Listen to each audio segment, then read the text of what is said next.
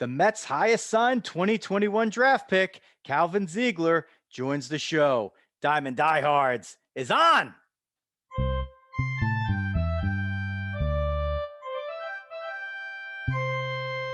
Joe Rizzo here, bringing you baseball along with the dog, Jeff Healy, and producer Xavier Rizzo. We are doing a special one for this show, and we're getting back to the guests. We've done it periodically. You know, a lot of times it's just Dog and I talking ball, but this one we're going to have a guest. We're going to focus on the Mets' second round draft pick, 46th overall in the 2021 draft. Calvin Ziegler will be joining us in mere moments. Before that, what we want you to do is wherever you're listening or you're watching, if it's on iTunes or Spotify or Stitcher or YouTube, the Facebook group, we want you to follow along and interact with us as you see fit. We are trying to build this thing up, and we're doing pretty good here in about a year and a half's time. We've built a pretty good following, and we want to continue giving you great content. So follow us at Diamond Diehards everywhere on social media. And for quick reference, if you're just jumping into this for the first time and you can't remember all that stuff, just go to diamonddiehards.com and you can find a couple of main links there to get yourself listened and subscribed or followed, alerted, whatever you do in this day and age for your podcast fun. Ahead of that as well, FMS Graphics is a family-run, family-owned business for the last 50 years. All your printing and promotional needs can be taken care of by FMS Graphics. Find them at fmsgraphics.com. fmsgraphics.com for all your printing and promotional needs.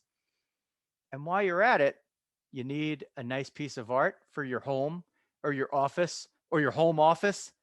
Guess what? Sportsmaps.com has you covered. Sportsmaps, MAPZ.com. Go check them out for a great piece of art for your sports junkie friend, family, relative. Sportsmaps.com, sportsmapz.com. You can follow us, especially on Twitter. We'll give these out. We haven't been doing this as much. You can go to Diamond Diehards on Twitter. That's me. I tweet from that account. But follow the dog at Jeff Healy 8. That's the number 8.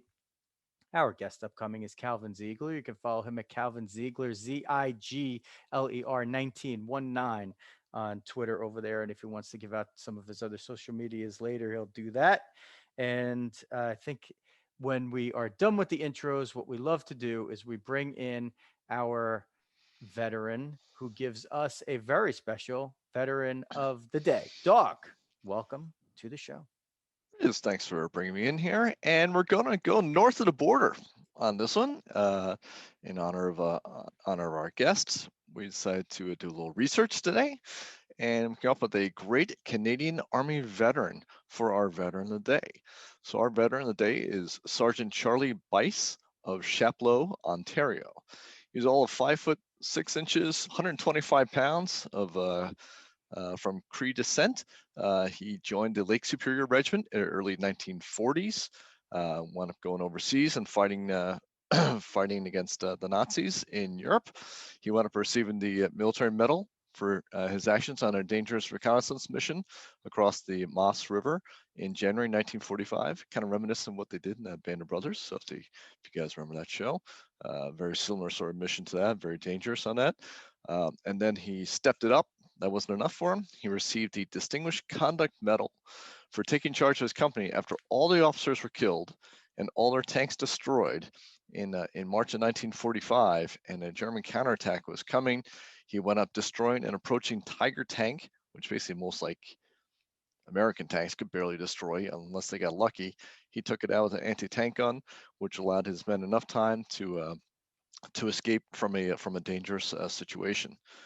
Interesting in that people speculate that because he was a descendant of the Cree First Nation, that he likely would have gotten a Victoria Cross had he not been from that sort of background. So kind of interesting. Victoria Cross is the equivalent of the Medal of Honor, so the highest honor. So Distinguished Conduct Medal, second highest for for him. A statue of him was unveiled in 2016 in his hometown of Chapleau, Ontario. So again, our veteran of the day is Sergeant Charlie Bice of Chapleau, Ontario, Canada. And of course, we do a special one for Canadians that are probably tuning in and checking us out en masse because there he is, Heidelberg's own Calvin Ziegler. Welcome to Diamond Diehards. You're now a diehard, my friend. And I've been following you for a little while here. I've been keeping tabs on you because got a little connection in there. Watch this guy. Okay, I'm gonna follow. So now we finally do it. You're here, and the stars align, and you get drafted by a dog's lifelong favorite team, the Mets. You got your Met hat on. You're signed, 46th pick overall. And what's the first thing that we need to know about Calvin Ziegler? Oh, well, first I'll say just thanks for having me, guys. It's awesome. But I'm just excited, obviously. It's a very exciting time. Obviously, Mets, very good program right now. A lot of potential right now. They have a really good shot at going deep into the postseason right now. So exciting being a prospect coming into the organization. So it'll be fun to see what these next few years look like. So you're a guy that comes in out of Canada, where we've seen some major leaguers come through there, a couple of Hall of Famers, Fergie Jenkins, Larry Walker over the years. But they're playing up there, but based on like the obvious stuff like weather, your seasons are a little bit shorter. So the first thing probably everybody wants to know, how do you manufacture yourself in this day and age where like all throughout the States and these other places, these guys are playing baseball practically 24/7. And if they're not playing outdoor, they're somehow playing indoor. Um, you're in Canada. Like, how do you pull that off enough, not only to get enough reps, but to get to the point where you're, 18, 19 years old, and not only are you getting drafted, but you're getting drafted, very high by, let's face it, an organization that is known for its pitchers. I mean, yeah, obviously in Canada, the winter season, there's not much we can do. When we get 3-4 feet of snow on the field, it's kind of hard to shovel it off because it's not easy to do. But yeah, so in Canada, we really do have some of the best indoor facilities around because we have to. There's nothing else we really can do. But for me this year, I was in the States for 4 months of the year just so I could get seen. I left my house February 28th and didn't come back till June 25th because I had to. Mainly because also Canadian scouts weren't technically allowed to do much because of COVID. My travel ball team in Canada didn't really have their first games until this month. And even to that extent, it wasn't exactly the most thrilling games of all times. It was more about just trying to get games in. So yeah, for me and a couple of my other teammates, we went down south. Like I started in Florida for the first, about 2 months of my trip. Flew up to New York, met a pitching coach there, and then kind of just flew in and out from outings from there. Basically all up the East Coast. I was in Florida, South, North Carolina, like I said, New York, and then Ohio, just to get seen really. And then it ended up putting me in a really good position. So, what about like when you're 11, and you're like, are you this baseball obsessed kid and you're throwing balls? Like at what point are you thinking like, wow, this is something that I really want to do and I might be able to do it at a high level? I've been playing baseball my whole life. I wouldn't really say up until probably I was 15 that it was really a priority, you could say. Before that, I was more of just an athlete. Really, whenever I could compete, that's when I was really enjoying it. I played basketball, football, and rugby for my high school. We didn't actually have high school baseball. It's not really a thing we have here. So it's more about travel ball teams. And so like outside of school is really where it gets competitive and actually becomes more of a sport rather than a hobby, you could say. So yeah, I would probably say once I was about 15, that's when I kind of quit all other high school sports just because I'd rather not, get hurt or whatever for no reason. And then got the call to our Canadian national team. And then that was when I kind of made the decision to to forgo baseball rather than, football, rugby, or basketball. So Dog is sitting there going, wait a minute. He's a Canadian who played rugby. Like this kid, This kid.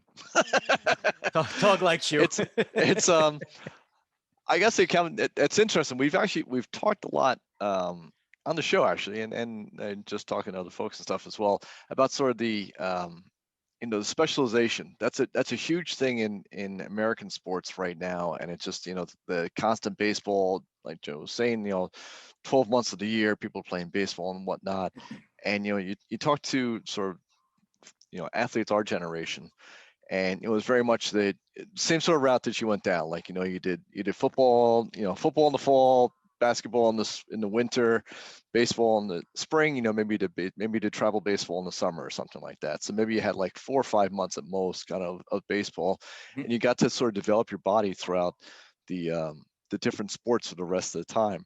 How do you think that sort of prepared you relative to like maybe some of your peers on the American side that maybe had been more specialized on baseball earlier? Do you think that wound up helping you, or is it something maybe you have to kind of overcome?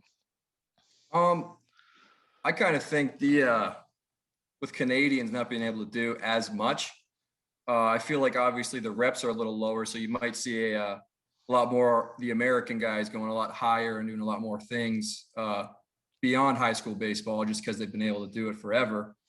Obviously with population and whatever, you guys have 10 times the population as we do. So it's a little different. High school sports up here aren't as intense, you could say.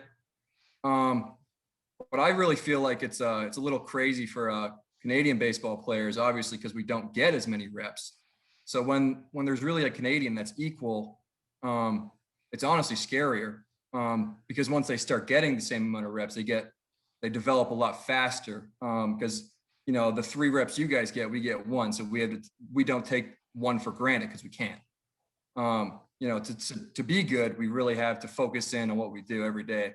So it's a little different, it's almost like we have to train like professionals. It's hard to, get stuff done if you're not focusing because when you're indoors, it's not the same, obviously. So we have to take it a little bit more serious, and our off seasons are longer. So we do get a lot more time to work on stuff that we're not as good as. Mm-hmm. So it's obviously a little bit of an adventure, you could say. But yeah, when we do get down there, we usually do compete very well. From the first pitch to the last is what a lot of Canadians do really well. So that's kind of our background, I could say. Cool. How about just like sort of like general athletic ability and stuff? I guess I'm sort of wondering, like, if you have like the base of like the different sports going on, like are there things that you got out of playing basketball and playing football, playing rugby, that you think have sort of helped translate to the diamond and wound up making you a better pitcher? I think just the overall athleticism, that's something that I really pride towards my game. A lot of scouts will say that as well. The athleticism is kind of what made me into a really good baseball player, because I can translate different things, the different feel and whatnot into the baseball motion. And obviously, me being a pitcher, I'm doing the same motion, 80 to 100 times a game. And having that athletic background, I can really kind of manipulate what I'm doing with that small, like 1 second motion. So I feel like it gives me a little bit of an advantage. Obviously, the 3 sports I played were in Canada, and Canadian, like I said, high school sports in Canada aren't as intense as American sports. But then again, rugby and football are still very aggressive sports, and unless you're competing, you're gonna probably get hurt. So I really feel like those 2 sports really did help me, just compete and almost be kind of more of an animal and release my inner strength and athleticism. So it was really, really fun those 3 years I played, but obviously baseball seemed to be a little bit of the better option. So there you go. Right now, the Mets brass is watching this and they're going, Oh my God. We wrote in his contract that he's not allowed to play recreational rugby in the off season, right? Yeah. Making sure. Might not be. Yeah, no, It might, I don't plan on doing that. it might be great for the shoulder in one way until it just, rip, like, a guy's arm just gets physically ripped entirely. Yeah. From his body. Yeah. And he's still carrying the He's ball. getting right back in though. He's a rugby guy. Yeah. He's like, Yeah, I still have one arm and I could still kick. So, wow, that's an interesting background. We don't hear about that one too much, with the rugby stuff, but it does bring out, I guess, your inner animal. And even football, right, in Canada, it's a little different posture than it is here in the States, but there is sort of that battle statewide for, like elite athletes as they start to, pinnacle through their high school years, who excel in baseball and excel in football. I mean, football has been winning this battle, what, Dog, 20-1 for, the last, probably 30 years in the States. And Yep. It's really probably cut down on some of the athletes we've seen in baseball. I think now maybe we're seeing a little bit of a shift back, but it's interesting that same dynamic exists with you, Calvin. That's pretty cool that it sounds like you take that rugby mindset a little bit onto the hill with you too. Yeah. I don't know. I'm not a guy to show a whole lot of emotion when I do pitch.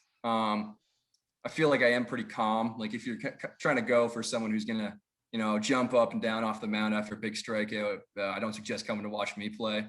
I'm kind of just, Just give me the K, man. That's fine. You can be cool. It's like, all right. Oh, I let up a hit. All right, is what it is. Obviously in some situations, yeah, I'll get my team going. Like I did once this year in a playoff game. It was like the fifth inning after we put like 5 on the board and I struck out the side. I gave a little bit of like a let's go, and then I was like, all right, that was good enough. But yeah, no, I do. I feel like I'm always just trying to go after guys too. So I feel like that's the only, that's the part of rugby that I'm trying to, that I kind of emulate into baseball, with just staying after it and just continuing to do what I'm supposed to do. So, Dog, he makes a deal with his catcher before every game. He's like, look, if I'm throwing inside and I hit this guy and he decides to charge the mound, just pretend to trip over the plate. Let him go.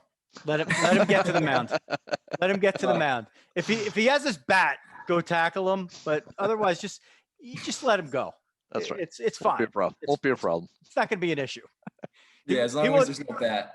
Yeah, as long as there's no bat. The bat you got to worry about. So, all right. So you have this great journey through your sporting life that doesn't include hockey, which is always one of the stereotypes, right? And we could just shush that aside. But let's talk about you as being a baseball fan, then growing up in Canada in the GTA, which, if Dog doesn't know, the Greater Toronto area, which is you're still in that area, so you grow up a Jays fan, I would assume, right? Mm-hmm.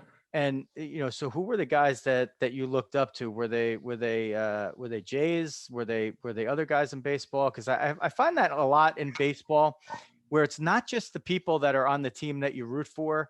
Like you find somebody like these. There's so many players that are passing through, and you're watching highlights or you're watching other games, and you find somebody who does something that resonates with you, and you try to emulate that. So I'm not assuming that it would just be Blue Jays that you liked or emulated.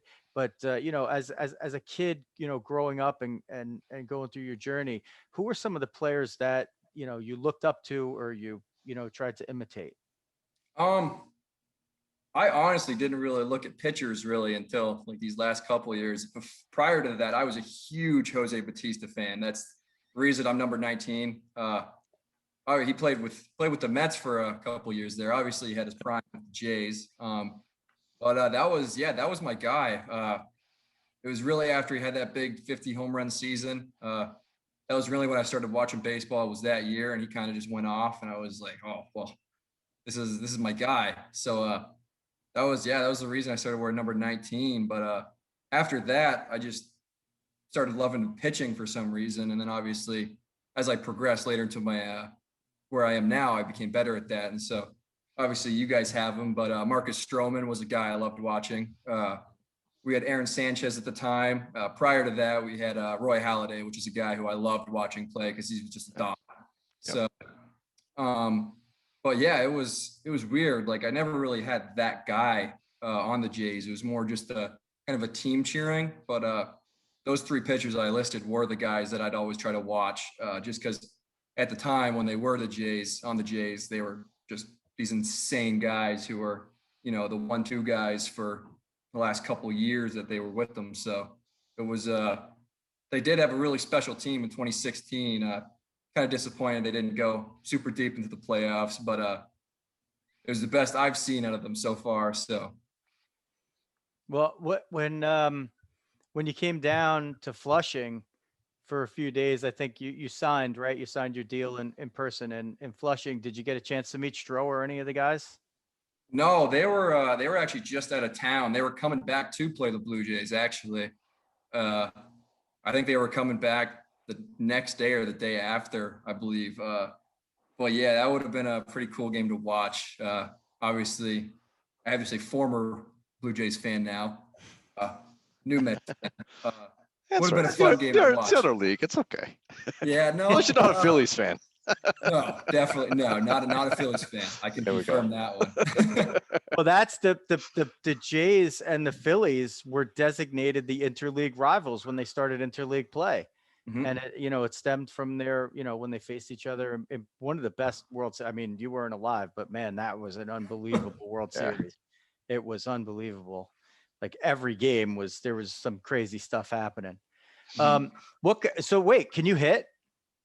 I used to. I used to be probably a pretty good high school hitter in Canada. Never really faced, those top guys, loaded mid 90s really at all, like ever. I think the hardest I've ever faced is probably just close to 90. But I was decent. They keep the pitchers hitting. I don't know. That'll be a big surprise for all of us if I do end up making contact with someone, because everybody's just harder and harder nowadays. So I probably will be the guy who has 1,000 pieces of equipment on, just trying to stay safe. That's realistic. We'll see. Yeah. You want to say join the Mets? I mean, the Mets traditionally are pretty good hitting teams. So for a pitcher, yeah. So they're good. They're going to start giving you some grief. Yeah, I'll have to work on it. Yeah, you got to stay sharp. Now you throw righty. Do you bat right-handed as well? Yeah, I did. I'm a righty in everything but pool for some reason. It makes no sense, but that's me. I've been a righty in every sport I've ever played but pool, which is the most random sport. But that's a fact that you're only getting on Diamond Diehards. Yeah, exactly. That's not something very many people know. But yeah. So in the pool hall, he knows to punch with his with your pool hand, not with your That's from Bull Durham, kind of, right? Dog, did I jump in on your lead in there? Oh well, I was just thinking, maybe kind of turn it back a little bit. I'm sort of interested from like sort of the family perspective of, it had been really challenging, man. Your last year or so, you got drafted last year, wasn't quite what you wanted and so forth. Decided to come back and kind of give another go, and obviously worked out tremendously for you. COVID getting in the way, right? I mean, it was just so disruptive, and we've talked on the show, and this almost really was the start of the show. Really was around COVID and everything, and just how disruptive it was to high school seniors and college freshmen and so forth, and just there's so much turmoil and angst and everything else that's going on there. It's very hard restrictions, I think, up in Canada from what we've heard.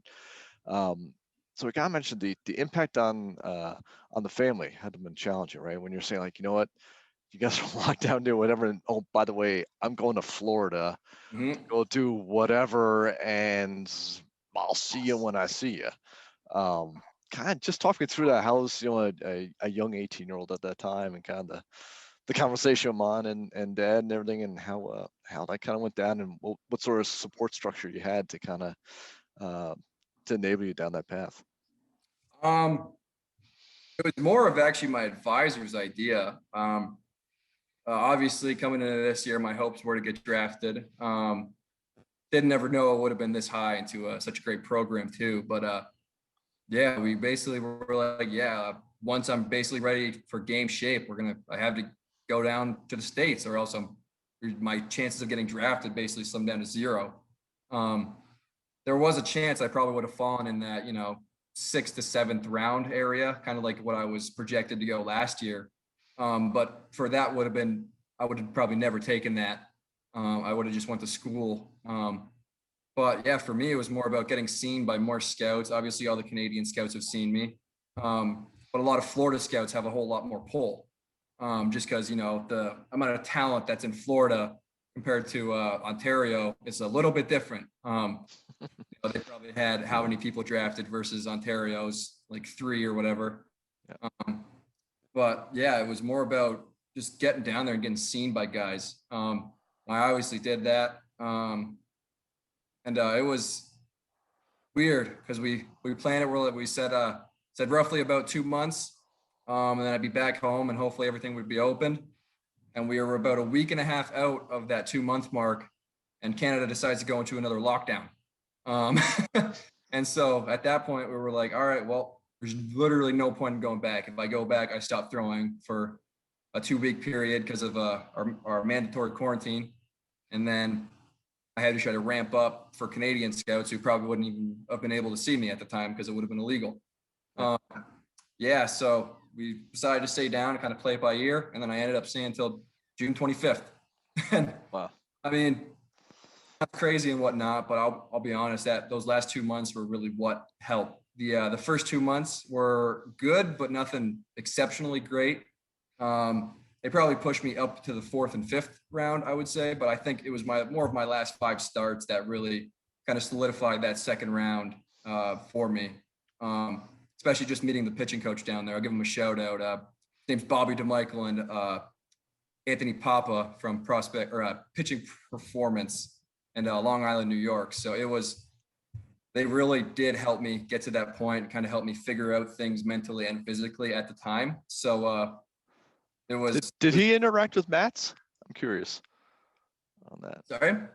Did he interact with Stephen Mats? He was a Long Island guy from the Mets. He's now up near Toronto now, but not a whole lot. Sure. I was about to say his name doesn't ring a bell with me. When I was just wondering, it's a fairly small fraternity, I would imagine out there on it. He's a huge Yankees fan, which sucks. But his wife is a huge Mets fan, which is a win. So there we go. That sounds familiar. That's my family dynamic. I'm a Yankee guy, and my wife's a Met fan.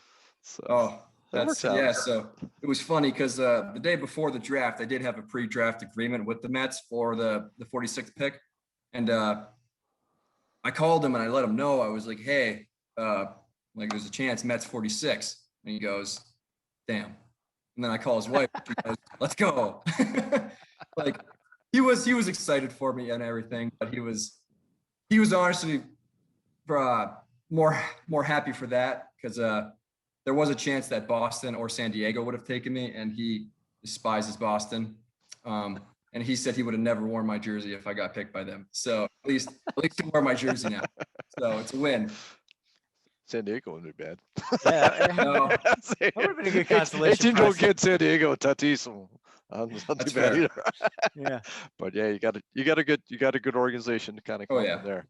So I was reading, some of the scouting stuff, the little bit that's out there yet on you, plus fastball sounds like, sort of your power pitch in there, slider kind of coming along, and then your change up, sort of like your number 3 pitch at this point. Is that sort of fair? And what do you think really sort of changed from what you had last year, maybe even like back in February, versus how you're throwing now? Like, what do you think sort of unlocked that those guys were able to unlock for you, then able to take that next step? Was it just exposure, or was it something that you worked on with your pitching that enabled you to take that next step?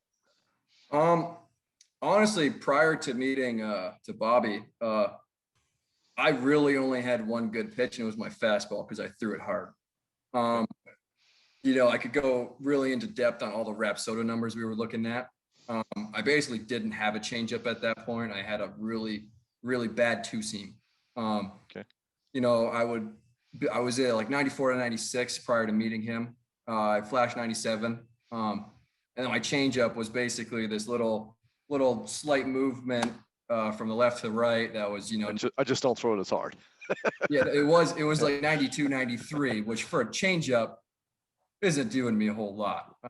So I couldn't really throw for a strike either because the feel wasn't there. And with the curveball, I was actually just throwing a really bad gyro ball. My ball had no top to back or top spin. It was all side spin or like gyro spin. And the only reason it was moving is because of gravity. So, if the gravitational pull was good that day, I might get it out with it. But before that, it was really nothing. Like I threw it really hard. Well, you've definitely got self-awareness, Gavin. Yeah. I mean, it could be that bad, man. Taught me a lot of that.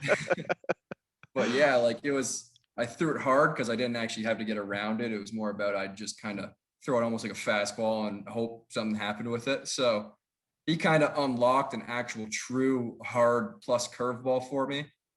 And honestly, I did develop a really good changeup with him. I haven't been able to throw it a whole lot because I really more developed in my last, 3 starts. And even at that point, I'd only throw it a few times a game. For me, that pitch is more about just repetition. I feel like it probably will end up being a really, really good, effective pitch for me, just because of the feel I have for it already. I try to throw it just as hard as my fastball, and somehow almost 10 miles an hour comes off of it with That's perfect. Sharp break, a little bit down and slightly to the side. So it's I feel like in a few years with the pitching coaches, with the Mets, and then obviously Bobby as well, it'll become a really good pitch. Yeah, and I was going to say the Mets throughout the organization at this point, really in the last sort of 4 or 5 years, I mean, they've always sort of developed pitches, but the changeup in particular has been a pitch that's really been able to come on for almost every young prospect kind of coming up through the Met organization. That's definitely been it. So if you have a pitch to improve, and it sounds like you're already on that path, that's one they're definitely going to be able to work on with you. So exactly. That's good to hear. So yeah, Calvin, excited. I want to go back to February here, and you say the first 2 months there's not really much happening for you, whatever, and then the last 3 starts it starts to kick in and things are really going your way.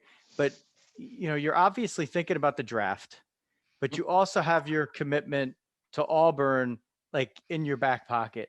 So when you have that program like Auburn, and we had, Greg Olson's a Hall of Fame, college Hall of Fame pitcher for Auburn. We just had him on, a few weeks ago, and he pitched, was a great closer for the Orioles and some other stops. And he's still, in and around that great Auburn program. I mean, you have a marquee name program that you're committed to, that, if you don't get, whatever number you want to get in the draft in terms of what their offer is, that you could go to Auburn. Did that give you peace of mind, or was it something that you kind of just put on the side and said, I really need to get this and I'd rather go the draft route? Like what was your thought process as you went through these few months? I'm sure it all really came to a head during the time you were in Florida.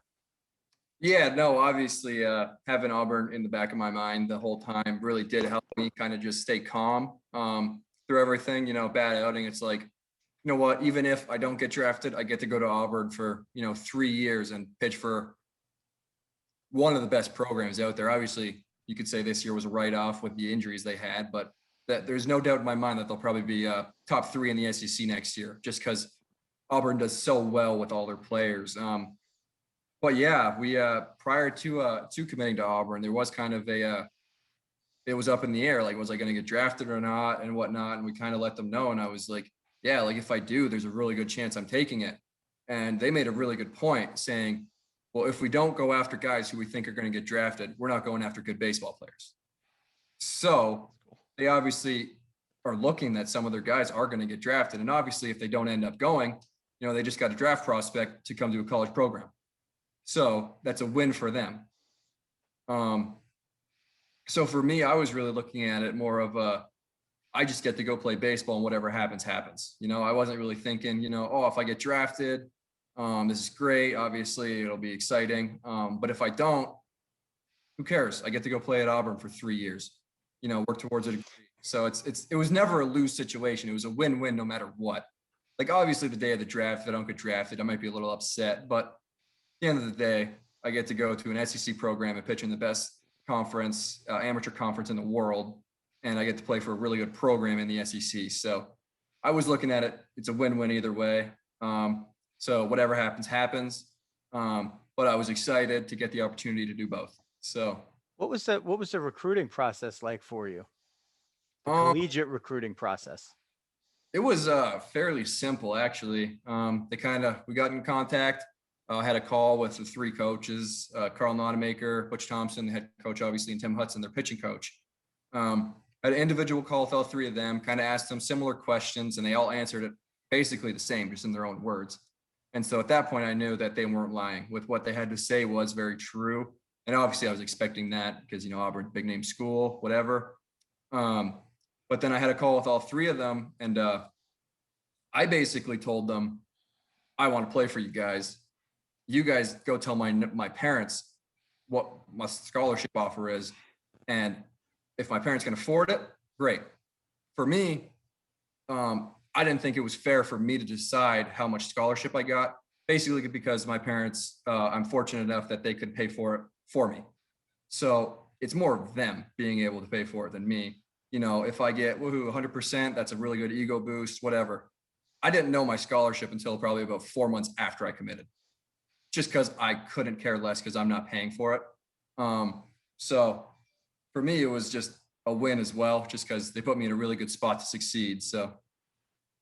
Yeah, I think what a lot of people don't understand is that even in top flight college baseball in the States, it's not a complete, 100% scholarships up and down. It is limited. So the coaches Exactly. and the staff, they have to be really, really diligent as to how much they're going to give and what they're going to give. Basically amounts to something like 12 and a half or 13 and a half players, something like that in general. And that's even, that's for Auburn, Vanderbilt, any of these schools. So it's not like football where, you got a guy that money.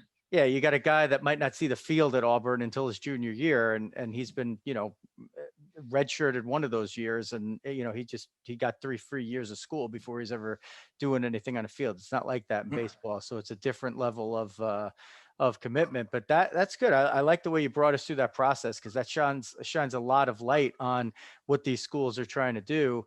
And there's a lot of people that have become, more and more engaged in the college game here, and I think that's probably going to continue to some degree because of the way that they've reduced down the overall number of teams that are in the minor leagues, which then for you now makes your path probably a little bit more clear. There's like maybe one less option for you on your path up. There's, probably per team, there's probably one less option per organization for their minor leaguers to matriculate through, which means they value you in the Met organization very, very highly, like even more so, right? So, I know I'm getting into all stuff that Dawg loves that I'm talking about here, because, Dawg,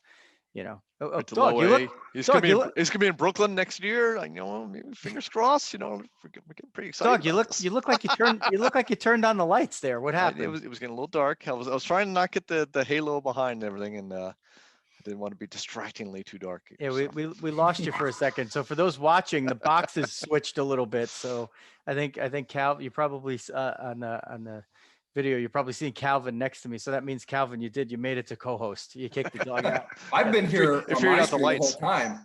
Oh yeah. See, he didn't check out, Dawg. Oh. He didn't take a break. He's got that rugby mentality. He's not taking a break. No breaks. I'm fading, literally. Yeah. Dog's fading. So let's project a little bit into the future, since we start talking about, the Mets and their organization.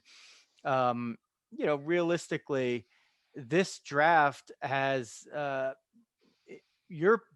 selection where you were picked in this draft in the last day has a completely different light shined upon it with the news. And we actually did a show late Sunday night. So, and we're recording this on August 2nd. and we did a show on August 1st, right after the news that Kumar Rocker, who was drafted in the first round by the Mets, and apparently they had agreed to a $6 million deal with him, which was over slot. Uh, the deadline passed and they elected to not actually sign him. So that makes you the highest drafted Met from your class. And, you end up signing for a little bit under slot. He was going to sign for over slot. Now, that if you had known that, right, like that would have changed possibly your negotiations. But Just twist the knives a little bit there, Riz. Come on. no, it's not. Yes, team player.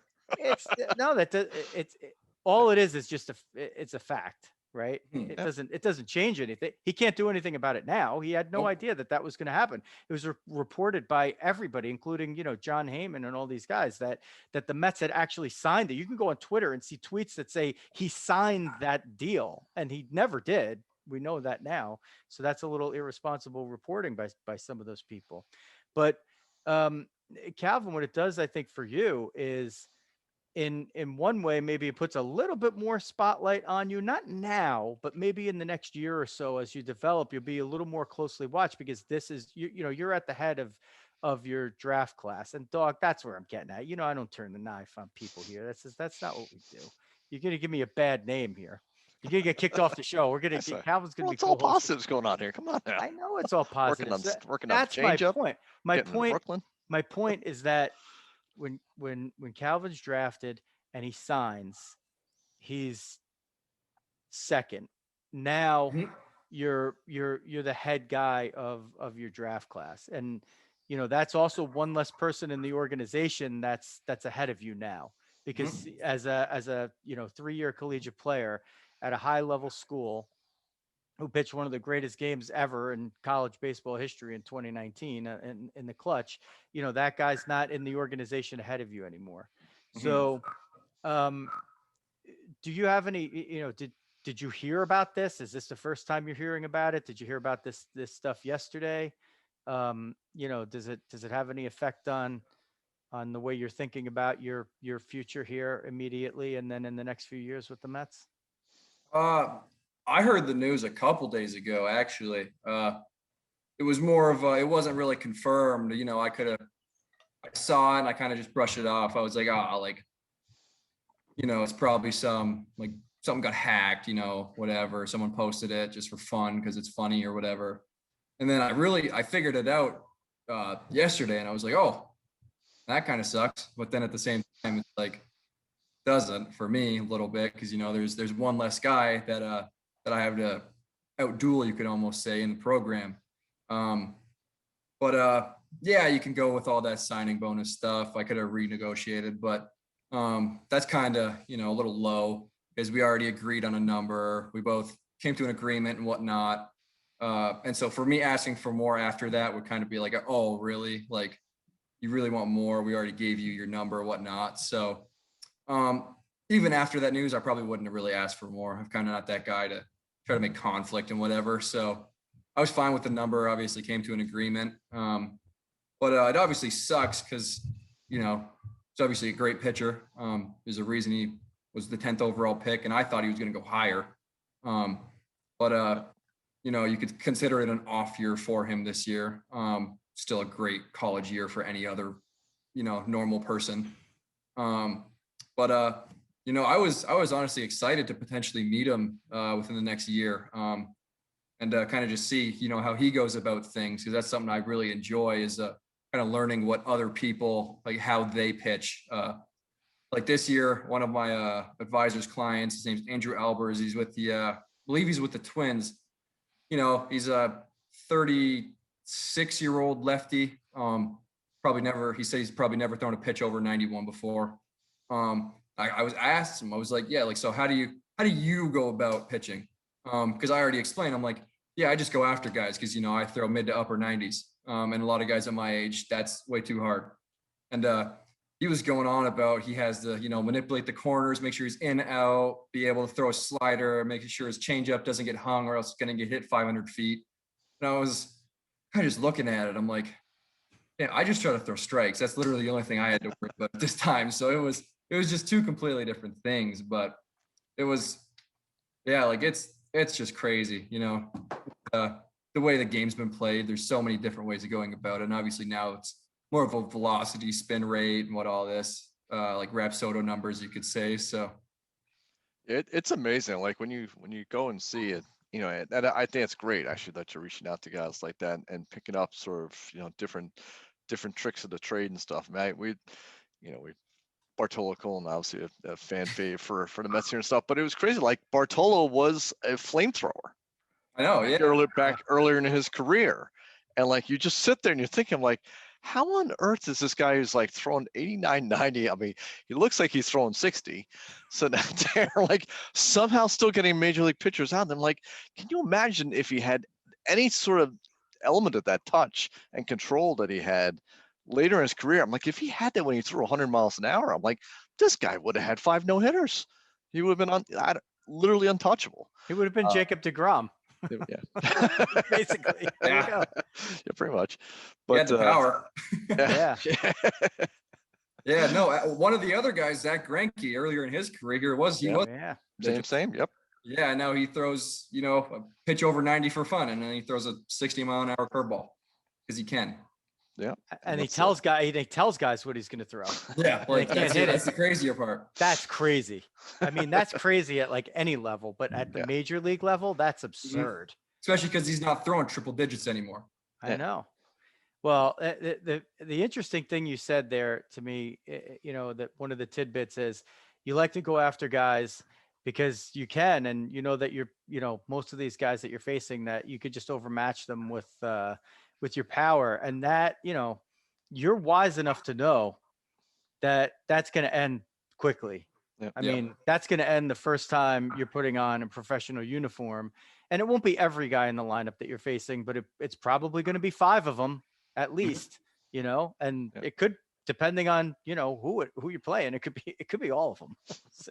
So that's, I mean, the fact that you have a, a connection with somebody who's been through it, and, is a complete opposite style of pitcher that you are, including from the hand, from which he's throwing.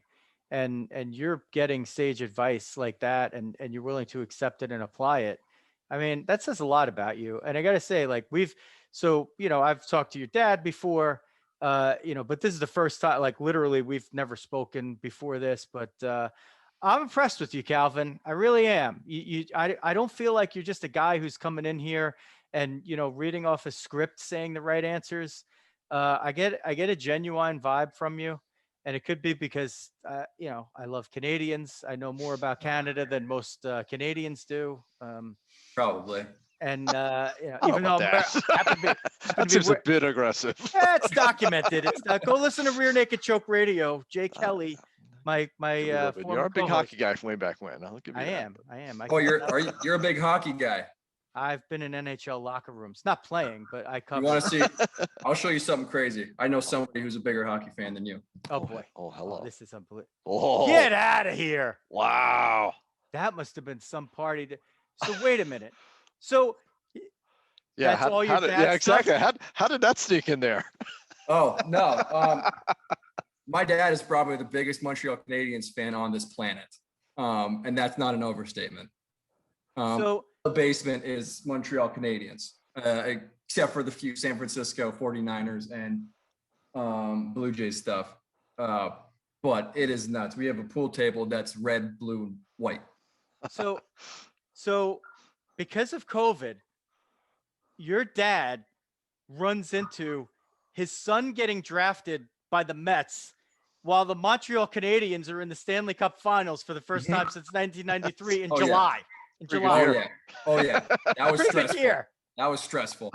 It was intense. There was a point where I really thought they were going to do it, and obviously ended up coming a little short. But it was, yeah. Oh, we were all cheering for it. Yeah, everyone was pulling for Montreal. He was cheering very loud too. 2 games that he watched outside and they lost, and so then he said he's never watching another game outside because it's a jinx. And I'm like, I hope you know that's not how it works. But we're very superstitious here. It's kind of just what we do. So being a baseball family. So That's it. Wow, that is man, we got zinged on that. Oh yeah. Surprised you with that one, didn't I? I was not expecting that at all. Like Yeah, that Does he got Nazarene on the wall there? Oh no, he's probably got the whole roster somewhere. Yeah, but the little hat right here, the hard hat you pointed out prior to this, it's actually a Montreal Canadiens hard hat. Oh, okay. There you It's go. not just any hard hat. Montreal Canadiens surprise. So it's like Canadian natural. Yeah, I don't know, like the amount of stuff down here if I showed you every individual thing, we would run out of time. That'll be the next show.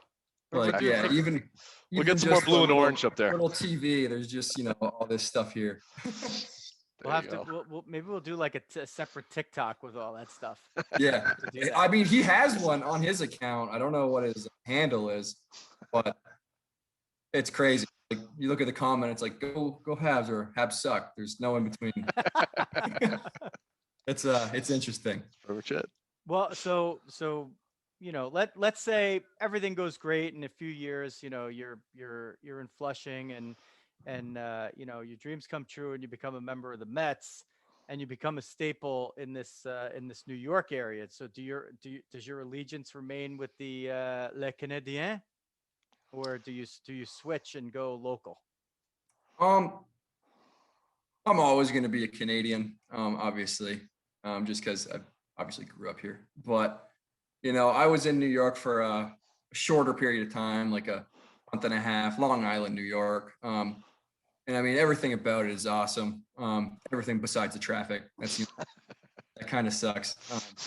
But, you always hear about the food. I have to get on that. The food is next level. It's not just a joke. Everything from the pizza just to the bagels. It's the water. It's in something, I guess. But yeah, it was just different. Like I came back to Canada, had pizza, and I was like, it's not the same. Like nothing about it is good now because I had top of the line pizza for a month and a half. So it was something I'm looking forward to. Hopefully I get to make it there sooner than later. So I get to, get in that New York diet. Well, I'll tell you what, and Flushing has better Asian food than Asia, I would say. Really? It is Probably, excellent Asian yeah. food, yeah. Oh my It's God. very good Asian food. But Queens, food-wise, might be the top. It's maybe Good to hear. because it's like concentrated, Yeah, it's food's all over the world. You have so many, that is the mixing pot in Queens. You have so many ethnicities, and it's all the ethnicities that know how to cook for some reason. I don't know. Perfect. It's so good. And the Irish. So good. And the Irish. Well, that's the bars. And an Irish bar. Yeah. I'm not even old enough to drink in Canada yet, so we don't have to worry about that. All right, there we go. Well, we're figuring, we're trying to put he's a still in timeline training. for you. Yeah. Yeah, fair enough. We'll put it, we got you on the timeline. We're figuring like 21. If you make it by 21, dude, you're doing great. If you make it for one day, in the majors, you're doing great. Yeah, you did something right.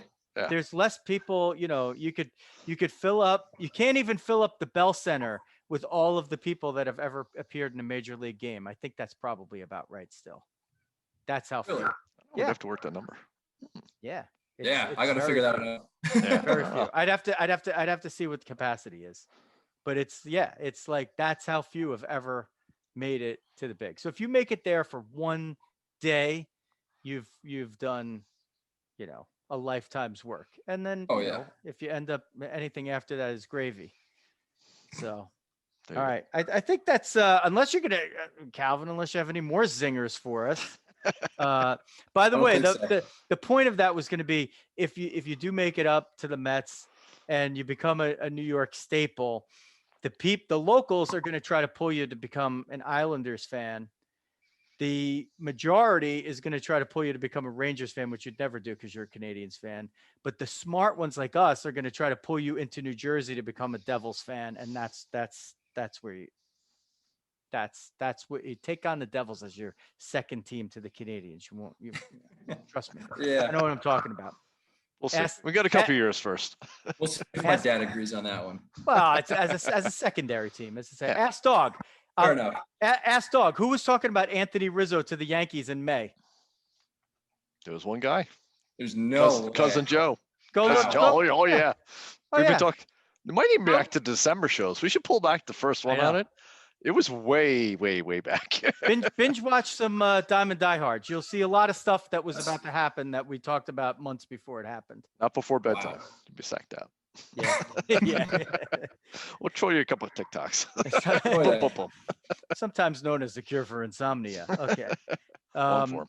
All right. I think we could do it there. You want to, I gave your Twitter. I don't know if you want to encourage any of your other social medias or anything else to push, or charitable stuff that you like. I mean, now's the time. Speak up. Feel free. I mean, my only other social media is Instagram. It's literally the exact same Twitter handle as my Twitter. So yeah, and charities are soon to come. We're figuring those out probably pretty much as we speak. So Cool.